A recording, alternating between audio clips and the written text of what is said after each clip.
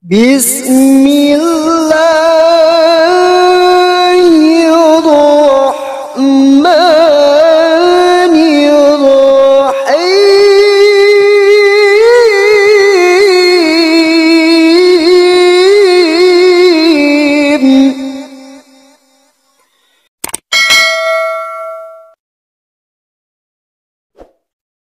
Bismillahirrahmanirrahim. Assalamualaikum warahmatullahi wabarakatuh. Kaum muslimin yang dirahmati Allah, semoga Allah senantiasa curahkan segala rahmat, segala nikmat yang berkepanjangan dan tiada akan berhujung dari dunia hingga akhirat kelak insyaallah.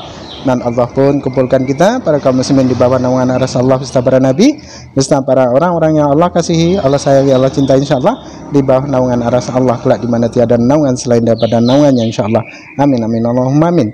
Kaum muslimin, pada kesempatan siang hari ini ya, seusai sholat Jumat ini saya akan mengunggah sebuah video di mana video ini tentang bagaimana Rudy Yohanes ya versus Pastor Yosua Tewu yang mereka berseteru ya, dan yang dimana Yosua Tewu ini menstrike ya, Rudy Yohanes menganggap bahasanya barang siapa Kristen yang mengambil videonya itu di strike sama Yosua Tewu. Nah, lalu ini menurut Rudy Yohanes, lalu pendeta Yosua Tewu pun tidak terima dan langsung membantahnya, dan ini nanti pasti akan ada saling berseteru mereka ini dan pasti rame ini kemudian hari. Demikian kaum muslimin. Betul sekali. Halo Adela Hagu, silakan. Selamat malam Bang Rudy.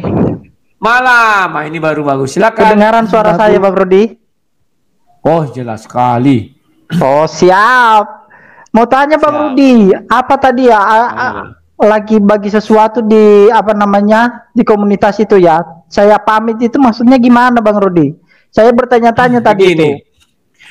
Oke, ku jelaskannya biar jangan ada lagi yang salah tafsir. Siap. Bentar ya. Begini. Biar jangan ada yang salah tafsir. Bahkan tadi siang Pak Paulus Marifa, dia kesal sama saya. Beliau mengira saya sudah mundur dari YouTube. Dibilang saya takut. Saya nggak pernah takut Pak, saya bilang. Siapa yang harus saya takut, yang cocok saya takuti, saya bilang. Yang saya masukkan di situ Pak, aku bilang. Begini, sekalian ku jelaskan sama kalian semua ya. Ada beberapa Kristuber distrike sama Pak Saifuddin. Kebetulan Kristuber ini sudah pernah kena strike, jadi sudah mau kena strike yang ketiga kali. Ya. Dan salah satunya si Kanuru sudah kena strike 3 kali. Jadi si YouTube sudah ngirim pesan dalam 7 hari kalau tidak salah satu dicabut strike-nya, maka akun itu ditutup permanen. Maka si Kanuru sampai menyembah-nyembahlah sama Saifuddin Ibrahim. Kemarin sudah saya tunjukkan ya. Pak, tolonglah cabut gini-gini segala macam. Sudah. Malamnya aku kan tidak tahu itu kawan, dikirim WA, aku lihat Mak, apa permasalahan Nurul. Masuk CMC juga menjelaskan apa cakar-cakaran gini-gini. Malamnya banyak yang WA, Bang nggak mempan. Bahkan Paul Zhang diputarlah video Paul Zhang kan, kuputar. Paul Zhang saja Bang sampai ketakutan, sampai terkencing-kencing, sampai dihapusnya video Saifuddin Ibrahim waktu ada itu kesaksian PH itu ya. Sampai dia hapus. Saking takutnya dia kena strike Saifuddin. Kan begitu. Saya telepon dia tak ngangkat katanya, bahkan di reject pagi hari kata saya Paul Zhang. Ya. Jadi setelah itu pagi hari lah jam-jam 7 banyak lagi yang masuk minta tolong. Bang, mungkin abang bisa menetralkan suasana. Oke lah, aku bilang tolong. Ku kirimlah WA kepada istri Pak Saifuddin. Ibu, selamat pagi, shalom. Ya kan? Bu, saya mau minta tolong. Sampaikanlah kepada Pak Saifuddin supaya dilepaskan strike daripada Kristuber yang lain. Karena mereka itu adalah pendukung Pak Saifuddin Ibrahim. Biarkanlah saya yang di strike oleh beliau, aku bilang. Maksudku kalau mau strike laku. Karena aku kan kontra terhadap jalan-jalan orang ini. Dan di channel saya banyak juga saya ambil video-video Pak Saifuddin. Saya komentari, aku bilang kan, itulah intinya. Datang dia, beliau bertanya, loh kalau mati video Pak Rudi kan tidak bisa berkor-kor lagi. Ternyata ibu ini juga tahu. Kalau aku ibaratnya akunku mati, ibaratnya kekuatan orang Kristen berkurang satu kan gitu. Ya. Aku bilang, ya nggak apa-apa lah Bu, aku bilang. Asal orang-orang itu semua bebas. Setelah itu aku kan masih ada punya channel satu lagi, Mari Belajar Isi Alkitab. Jadi ditanya, lah kalau mati Pak Rudi kerjanya apa? Aku jawab, Bu, saya punya cita-cita ingin membuat pesantren Kristen. Tetapi sejenis pesantren, aku bilang tetapi untuk orang Kristen. Kayak jenisnya ya, nanti dibilang pesantren Kristen, maksudku jenisnya. Jadi aku bilang biarlah aku mengelola rumah anak terang, namanya itu Bu, aku bilang kan. Dan itu sudah mau selesai. Targetku itu selesai sudah. Aku ucap puji syukur kepada Bapa di sorga, kan begitu ya. Setelah itu aku hanya bilang mengajari orang Alkitab di rumah anak terang dan mengajari banyak orang di Mari Belajar Isi Alkitab. Jadi bilanglah sama Abi, strike sajalah punya sang debater. Karena aku sudah kena strike 2 kali, sekali lagi tapi bukan Saipudin Ibrahim yang men-strike aku 2 kali. Orang keliru dikiranya Saipudin Ibrahim men-strike aku 2 kali. Padahal kan sudah jelas aku bilang dalam video itu. Aku heran, aku yang kontra sama dia, tetapi aku yang nggak bisa di-strike-nya. Jadi aku heran. Nah, jadi aku bilang kalau kena strike aku satu lagi, pasti aku kayak si Kanuru. 7 hari ndak ku apakan, maka akunku akan mati. Jadi aku bilang biarlah mati. Asal mereka semua hidup. Kan gitu kawan. Bah, jadi kayak Tuhan Yesus ya. Kematian Yesus untuk kehidupan orang banyak. betul. Ini berarti murid Yesus setia. Ya kan? Itulah yang kulakukan. Tetapi orang banyak yang salah tafsir. Dibilangnya aku mundur karena takut. Tidak takut aku. Aduh. Orang-orang kayak Joshua Tewi itu segini aku gini karena bisanya itu. Apalah susahnya. Dibilangnya aku king of begoders. Ya dibuktikan saja. Ya. Begini aku bilang sama kau lagu. Misalnya aku bilang kau begoders. Artinya aku siap membuktikan kau begoders. Ya. Paham ya? Nah, demikian juga kau kata, ya, kau bilang aku king of begoders. Siap nggak dia mempertahankan dalil yang dibilangnya bahwa aku bego? Rajanya para begoders. Kan begitu? Kalau kalau Joshua cuman itu Bang. Cuman cari itu aja lagi Bang, supaya naik daun lagi itu Bang. Betul, sebab dia sudah terpuruk lama, sekarang dia mau menaikkan terpuruk lama namanya, itu. Ya, dia makanya sudah ikut arus. Yang harusnya dia sebagai seorang gembala, dia manis di gereja atau menginjili orang-orang, atau dia sebagai dosen teologi, harusnya dia di kampus saja, tetapi sekarang dia mau naikkan ratingnya lagi. Kan ini pendeta artis, bukan artis pendeta. Kalau artis pendeta itu bagus, kalau pendeta artis itu kurang ajar. Ya, ini yang dia tidak tahu. Ya. Kalau dia bilang aku king of begoders, ya berani dong duel. 2 ayat aja ya Bang ya. 2 ayat, nggak banyak-banyak. Kita buktikan apakah benar oneness atau Tritunggal. Itu aja, selesai itu, nggak banyak-banyak. Tapi dia masih pegang kuat oneness kan Bang? Masih oneness sampai sekarang. Tapi banyak pengikutnya itu Bang. Ya, kayaknya aku lihat dia ini dendam sekali sama PGI. Kan orang ini mau mensasar PGI. Mungkin karena waktu dia dikeluarkan dari Sinode, GBI dia nggak ditolong PGI, bisa jadi kan, kita nggak tahu. Tapi bisa jadi juga kerjasama dengan ini loh Bang, yang Nabi ke-26. Enggak. Karena sekarang lagi daun-daunnya lagi Nabi 26 kan. Terus sekarang naik sekarang. Ya, itu maksudku. Dia mau menikung Nabi kan? Ya, dia mau menikung Paul Zhang biar dia mengambil alih. Makanya nah, sampai Paul Zhang terkencing-kencing kawan, ngeri. Ada videonya itu kulihat dari siapa itu ya? Berpikir cerdas atau apa nama channelnya itu. Diputarnya Paul Zhang itu sampai dibilangnya, saya juga langsung saya hapus semua videonya Saipudin karena takut kena strike. Iyalah. Misalnya di-uploadnya 3 video Saipudin, sudah di-strike semua 3 langsung tutup itu. Aduh. Makanya aku bilang, ngeri-ngeri sekali permainan orang ini sekarang. Ya kita ngeri ya. Sama-sama anak-anak Tuhan begitu ya. Nah, itulah. Ada anak antu yang melamar dari anak Tuhan. Ini memang lucu, dan kita lihat kembali ya apa yang dikatakan Joshua TU ya. Jadi jelas dia memegang rahasia nih ya.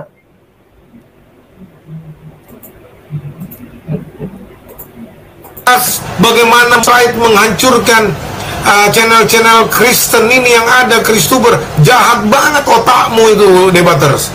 Aduh, bukan main lah. Tuhan ampuni kiranya kau. Bukan main, benar-benar saya nggak nyangka ada orang punya pikiran setan kayak begini gitu loh.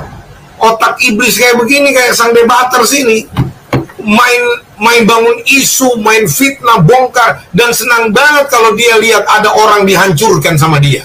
Ya, senang banget dia lihat kalau ada orang-orang yang keluarganya pecah karena dia ancam akan menghancurkan keluarga Saifuddin Ibrahim, membongkar rahasianya katanya dan sebagainya. Saya bilang jahat betul. Kalau toh ada rahasia keluarga orang, mestinya sebagai orang Kristen, kasih itu menutupi banyak pelanggaran, kasih itu menutupi banyak dosa, kasih itu tidak membuka-buka rahasia orang. Ya, jadi dengan kasih akan banyak ini ya. Kasih itu tadi dibilang bisa menutupi ya. Kasih itu bisa membuat segalanya jadi gampang. Ya, iya, kasih duit gitu. Kasih 200 gitu ya. Mungkin yang dimaksud sama Joshua TU ini kasih 200 ya.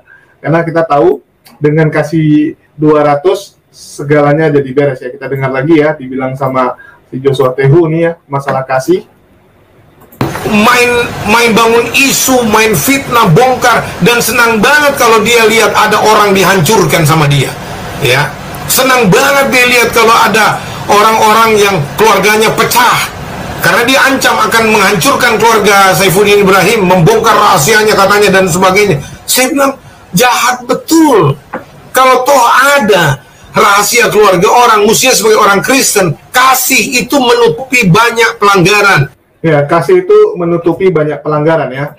Jadi dibilang sama dia, kasih itu menutupi banyak pelanggaran. Ya, benar gitu kan? Melanggar lampu merah, ya, melanggar peraturan lalu lintas, kasih 200, ya akan ditutupi kan gitu kan. Jadi ini sesuai memang ya. Jadi dengan kasih itu bisa menutupi pelanggaran ya, bisa menutupi pelanggaran. Ini sesuai dengan kata Joshua TU ya. Dengan kasih bisa menutupi itu. Oke, di sini ada Bang Ali Musa, mungkin tanggapannya ya. Ya, silakan dibuka mic-nya, Bang. Oke, bising nggak ini? Karena ada suara mobil.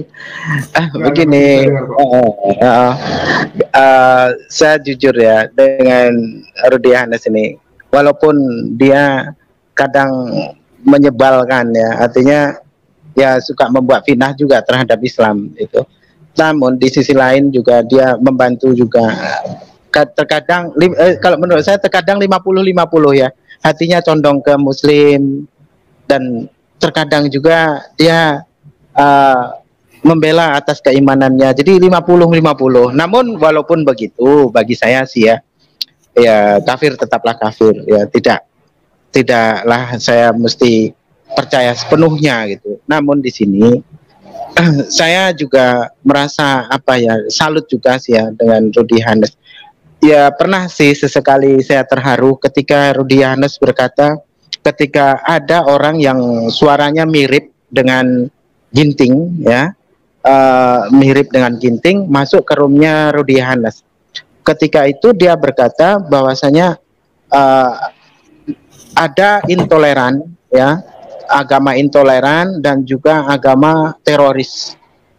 Nah itu ditujukan kepada Islam, langsung dia berkata Islam. Kita tahu semua itu Islam. Kata orang yang mirip suaranya itu mirip Ginting. Lalu Rudy Yohanes dengan tegas mengatakan jangan berkata seperti itu jika masih ada imbangnya. Kalau di kisah masalah Papua yang membantai TNI, yang membantai orang santai, membantai pekerja-pekerja yang sedang membangun jalanan yang didatangkan dari Pulau Jawa itu yang mereka bantai, itu siapa yang membantai kalau bukan orang Kristen kan gitu. Tapi tidak mengataskan nama agama. Oh, dia Rudy Yohanes ngotot. Ada, dia berkata. Nah, itu saya cukup terharu ya. Artinya terharu. Walaupun memang saya akui saya tidak 100% sekonyong-konyong saya percaya pada Rudy itu, bahwasanya Rudy itu akan baik pada Islam, itu tidak sepenuhnya. Tapi saya dengan kalimat itu cukup terharu dengan Rudy Yohanes ini, walaupun dia begitu ya, tapi ya itu tadilah polos, dengan polosnya dia mengatakan hal itu. Saya terharu ya. Nah, untuk antum dimaki katanya, disandingkan antum sebagai herder, sebagai anjing, terus Goldian sebagai tokoh kartun katanya. Nah, itu jujur saya sakit hati ya. Sakit sekali hati saya itu. Cuman ya itu tadi ya, saya ingat kembali Rudi Yohanes juga pernah membela Islam. Jadi 50-50. Kalau untuk si siapa Yosua Tehu pengecut. Saya sebenarnya sudah merekod videonya tadi malam, nggak salah, merekod videonya tentang Rudi Yohanes ini ya. Hanya saja lupa saya mengupload.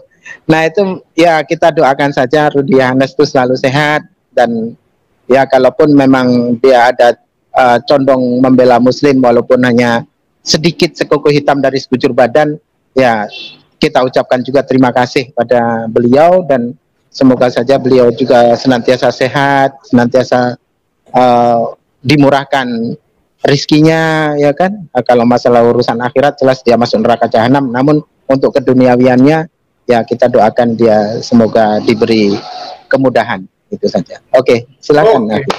Ya, tapi saya ingin bilang ya, kan kita tahu ya, selama masih hidup masih adalah waktu untuk bertobat ya. Kita nggak tahu hidayah ini datang bagaimana ya. Kalau secara pengetahuan kita nggak bisa pungkiri ya, kita nggak bisa pungkiri Wa'alabuni pengetahuannya tentang Islam sebenarnya sudah mumpuni ya, bisa dikatakan mumpuni, bahkan mungkin jauh di atas beberapa orang ya, di atas umat muslim sendiri bisa jadi jauh. Dia bisa menghafal Al-Quran juga, ada beberapa ayat walaupun terjemahan dia tahu gitu kan, kalau kamu bahas ini dia tahu itu ada di ayat mana gitu ya, karena keseringan berdebat sehingga itu menjadi memang mata pencarian dia dan juga makanan sehari-hari dia ya. Kita tunggu saja lah, semoga Wa'alabuni bisa mendapatkan hidayah ya. Kadang kan kita nggak bisa bilang gitu, orang dapat hidayah itu beda-beda, karena berdebat bisa juga ya, tapi mungkin karena belum ketemu lawan debat yang bisa membuat dia merasa ini ya, merasa bahwa Islam itu benar ya. Karena kan mungkin selama ini dia berdebat kasar, keras gitu kan, keras, dan nggak semua orang ini bisa cocok dengan cara-cara seperti itu. Ada orang karena dipermalukan malah jadi nggak suka gitu kan. Saya tahu kamu benar gitu, saya tahu kamu benar, tapi karena kamu mempermalukan saya akan pegang ini sampai mati gitu. Ya kita tahu orang punya prinsip kadang-kadang seperti itu. Gengsi itu lebih tinggi kadang-kadang, harga diri ya. Manusia itu punya namanya harga diri, sehingga kadang-kadang kalau udah harga dirinya diserang, ini membuat dia ya udah nggak mau tahu semua gitu. Mati pun nggak apa-apa kan. Ada orang rela rugi, rela bangkrut, rela hilang semua, yang penting harga dirinya jangan kena gitu ya. Salah satu contohnya kalau di Aceh ya, saya paling sering gitu, kalau di Aceh misalnya orang nunggak gitu ya, orang nunggak ya, terus kita misalnya cari kepala desa atau tokoh masyarakatnya gitu, kasih tahu gitu kan, kasih tahu kalau dia nunggak gini-gini, oh dia nggak masalah gitu, dia akan marah gitu kan, akan marah, oh kau permalukan aku gitu ya. Jadi tahu semua satu kampung akan dia bayar gitu. Padahal itu ada denda gitu kan. Misalnya hutang dia masih ada sisa berapa gitu. Sisa berapa terus ada denda. Sebenarnya denda itu kan bisa didiskon ya.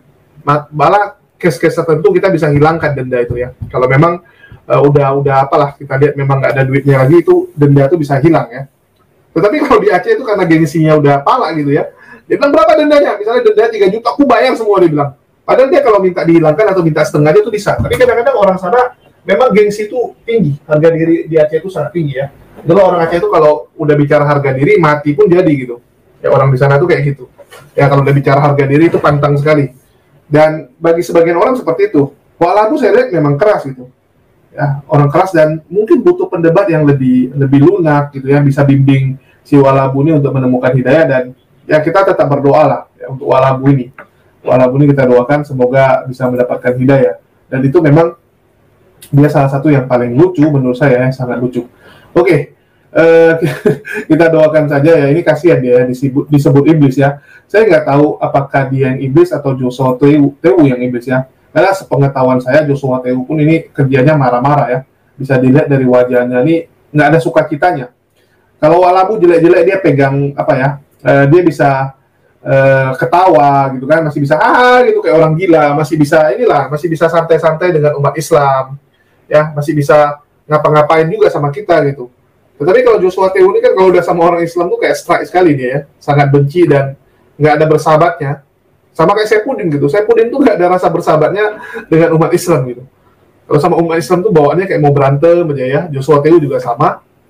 Ya suntuk kali saya lihat mereka di dua. Terus dari yang dia lakukan, walaupun jelek-jelek dia sering ya kita lihat membantu orang miskin ya, menyumbangkan hartanya untuk orang lain. Kalau ada yang susah dia bantu. Itu terbukti gitu. Bukannya saya ngarang ya, bukan saya muji, dan itu memang terbukti ya. Itu udah sering dia lakukan juga ya, termasuk sangat sering dia lakukan. Sedangkan Joshua Tehu saya belum melihat. Ya, Joshua Tehu saya belum melihat dia melakukan sesuatu ya. Sesuatu untuk Indonesia belum. Kalau Saifuddin ya ada dia bagi-bagi sembako di kolong jembatan ya. Tapi kan itu tujuannya kristenisasi. Ya kalau siapa kan memang waktu itu dia bantu-bantu orang di pinggir jembatan, di bawah kolong jembatan Jakarta malam-malam, itu supaya sekalian dia mau menginjili gitu. Ya kan tujuannya menginjili, sampai didoakan, diinjili sama mereka. Dan itu jangan lupa juga, itu bukan dari dia ya, itu donasi dari orang. Jadi sembako itu pun bukan dari kantongnya Saifuddin, ya bukan kantongnya Saifuddin, tapi memang dari donatur ya. Bahkan yang kemarin dia kasih 200.000 pun itu bukan duit dia gitu kan, 200.000 pun duit donatur itu.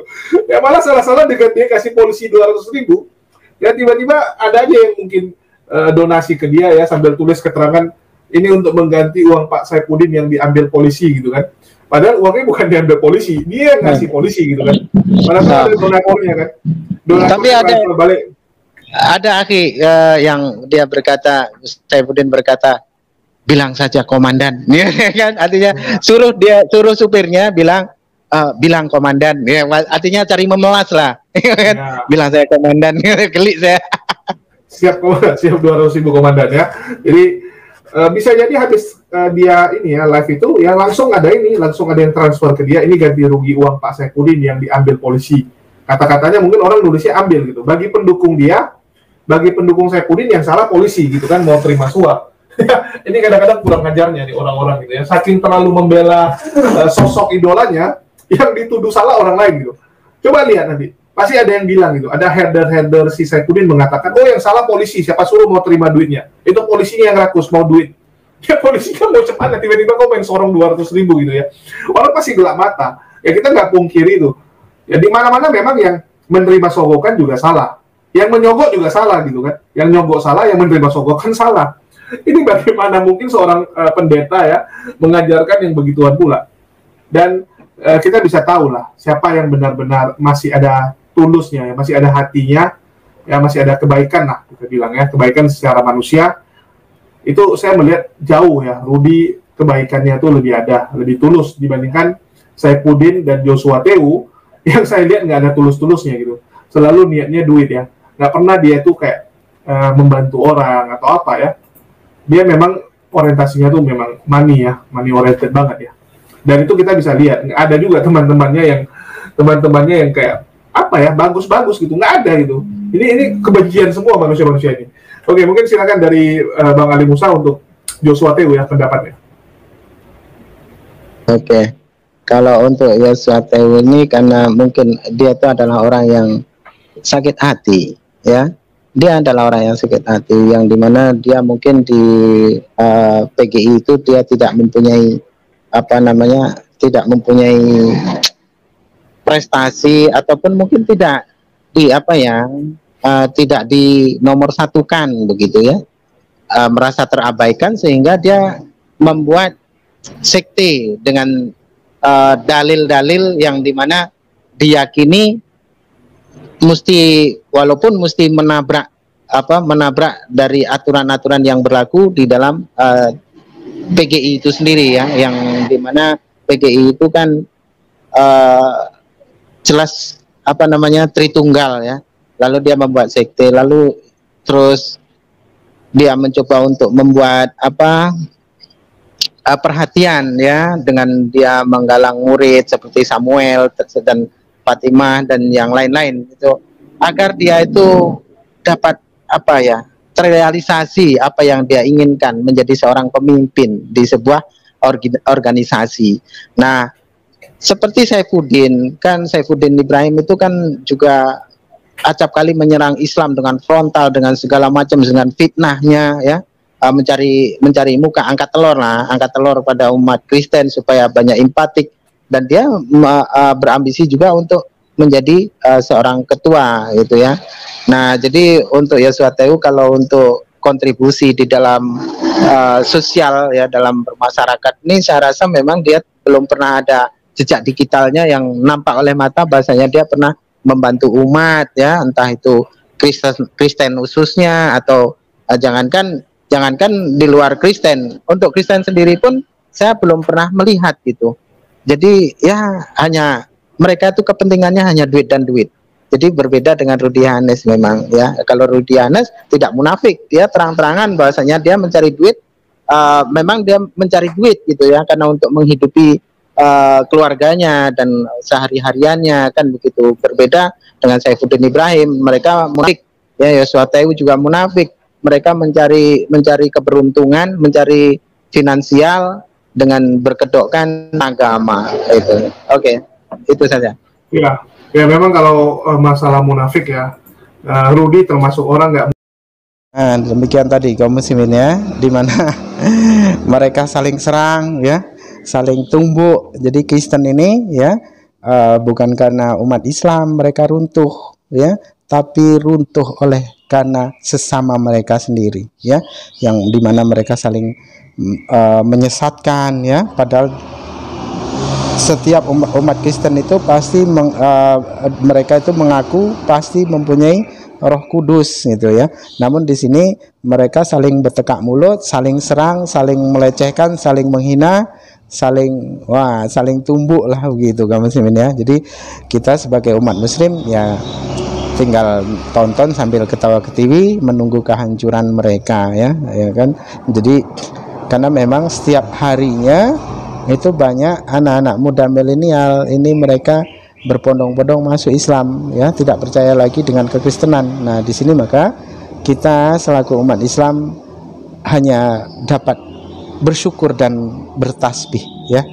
Jadi apa yang terjadi pada hari ini, misionaris kekristenan mereka gagal, dan ternyata tanpa kita mesti dakwai dengan mendekat, merapat ya, cukup dari media-media sosial pun mereka dapat masuk Islam oleh karena syiar-syiar kita, oleh karena dakwah-dakwah kita. Jadi kita patut bersyukur dan kita bertasbih kepada Allah.